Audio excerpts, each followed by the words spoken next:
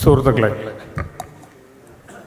1992 ബാബരി മസ്ജിദ് വീണപ്പോൾ വല്ലാതൊരവസ്ഥയാണ് കേരളത്തിൽ ഉണ്ടായിരുന്നത്.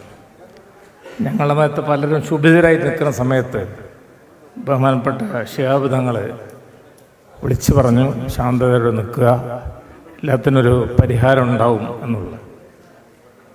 ഇന്ന് അതിനേക്കാൾ മോശമാണ് കാലഘട്ടം, അതിനേക്കാൾ എത്രയോ മോശമാണ് കാലഘട്ടം. ബാബരി മസ്ജിദല്ല ഇപ്പം പറഞ്ഞുകൊണ്ടിരിക്കുന്നത്, കാശി, കൃഷ്ണഭൂമി, ബാക്കി ഹേ എന്നൊക്കെ ഉള്ള മുദ്രാവാക്യങ്ങളുള്ള കാലഘട്ടത്തിൽ പക്വതയുള്ളൊരു നേതൃത്വമില്ലെങ്കിൽ ഇന്ത്യയിൽ രണാങ്കണമായിക്കൊണ്ടിരിക്കുമ്പോൾ കേരളം അതിനേക്കാളും വലിയ രണാങ്കണമാണ്. ആ പക്വതയുള്ള നേതൃത്വം നൽകാനായിട്ട് സാധിക്കരുത് ഇവിടെ ഉണ്ട് എന്നുള്ളത് നമുക്കിനിയിപ്പോൾ എന്തൊക്കെ രാഷ്ട്രീയ പ്രയത്നങ്ങളുണ്ടെങ്കിലും ഈ ഒരു കാര്യത്തിൽ ഒരു തർക്കവും ഉണ്ടാവില്ല. തങ്ങൾ വിളിച്ചാൽ നമ്മളെല്ലായിടത്തും ഞങ്ങളെല്ലാവരും എത്തുമെന്ന് മാത്രം പറഞ്ഞുകൊണ്ട് എൻ്റെ വാക്കുകൾ ഉപസംഹരിക്കും.